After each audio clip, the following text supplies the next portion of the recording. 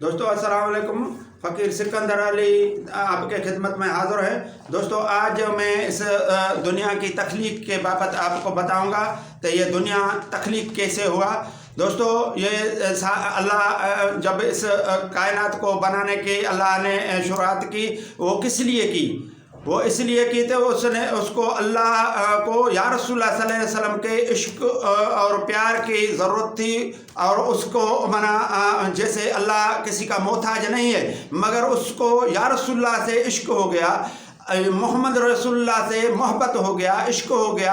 اس کے وجہ سے اس نے یہ ساری کائنات کو بنانے کی تخلیق کرنے کے لیے منع کیا۔ جب پہلے ساری دنیا میں صرف پانی تھا اور کھلا تھا، اس پانی پہ اللہ کا تخت تھا۔ جب اللہ نے اس کائنات کو تخلیق کرنے کا ارادہ کیا تو اللہ نے پہلے لوح و قلم، زمین آسمان کو تخلیق کیا۔ اس کو تخلیق کرنے میں اللہ کو 4 دن لگ گئے۔ پھر اللہ نے متوجہ ہو گیا اور اللہ نے اس آسمان پہ سورج، چاند، کہکشاں، برج، ستارے یہ سارے فٹ کیے۔ اس میں اللہ کو 2 دن دوسرے لگ گئے۔ اس سے کل 6 دن میں یہ سارا کائنات وجود میں آیا، اور یہ اسٹیج سارا اللہ نے یا رسول اللہ صلی اللہ علیہ وسلم کے لیے یہ سارا اسٹیج بنایا۔ اس میں انسان، پرندے، جانور، پودے، یہ جیت، یہ سارے جو تھے یہ سارے وجود میں آ گئے۔ یہ سارے کے لیے یہ اسٹیج انسان کے لیے بنا۔ اب یہ انسان کا اس وقت سے شروعات ہوا۔ اب اس انسان کو جب اس میں شروعات ہوا تو اللہ نے پہلے میں تم کو یہ بات بتاتا چلوں، تو جب زمین تھا وہ زمین کھڑا نہیں ہو رہا تھا اور زمین ادھر ادھر ہو رہا تھا، تو اللہ نے اس زمین پہ پہاڑوں کو نصب کیا، پہاڑوں سے میخیں لگا کر اس زمین کو قابو کر لیا، جیسے یہ زمین ادھر ادھر نہ ہو جائے۔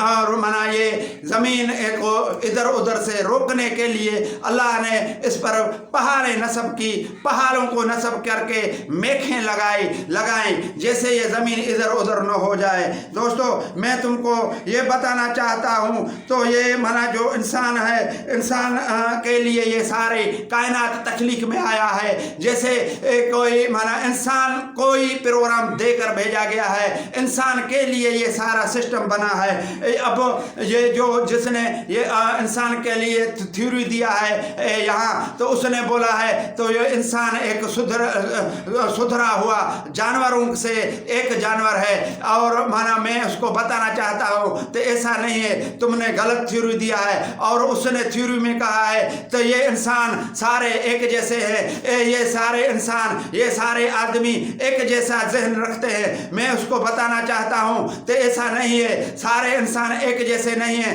سارے انسان ایک جیسا ذہن نہیں رکھتے، کیونکہ سارے انسانوں کی شکلیں مختلف ہیں، اس کی ذہانت مختلف ہیں، اس کی سوچ مختلف ہیں۔ جیسے اس کے شکلیں مختلف ہیں، اس وجہ سے اس کے سوچ بھی مختلف ہوتے ہیں، کوئی ایک جیسا نہیں ہے۔ کسی کو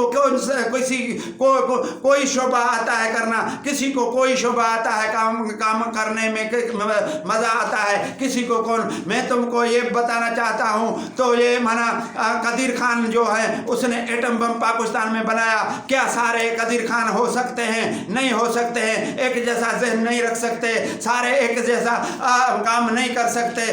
میں اس کو بتانا چاہتا ہوں تو یہ بولتا ہے سارے کا ایک جیسا ذہن ہے، اور یہ اس نے جو تھیوری دی ہے اس میں اس نے کہا ہے تو یہ علم جو ہے انسان کی تیسری آنکھ ہے۔ میں اس کو بولتا ہوں واقعی تیسری آنکھ علم ہے، اس سے وہ انجینئر ہو سکتا ہے، ڈاکٹر ہو سکتا ہے، اور کسی کا آپریشن کر کے اس کے اندر کے سسٹم کو بحال کر سکتا ہے، اس کو ایک ناکارہ شے کو تبدیل کر کے دوسری شے لگا سکتا ہے، پیوند کاری بھی کر سکتا सकता है, मगर ये तीसरी आंख है, मैं उसको बताना चाहता हूँ। तो 4 आंखें हैं इंसान में, तुमने गलत थ्योरी दी है, हम तुमको बताएंगे वो चौथी आंख क्या है, कि उससे मुराद क्या है, वो कौन सा इल्म है जिससे चौथी आंख निकलती है, चौथी आंख जन्म लेता है, मैं उसको बताना चाहता हूँ। तो ये तुमने जो थ्योरी दिया है ये सरासर गलत दिया है, क्योंकि इंसान में मुख्तलिफ सोच हैं, मुख्तलिफ शक्लें हैं, मुख्तलिफ वो काम कर सकते हैं, सारे एक जैसा नहीं हो सकता है, सारे एक जैसे नहीं हो सकते हैं। और मैं तुमको ये दूसरे वीडियो में इंशाअल्लाह ताला बताऊंगा,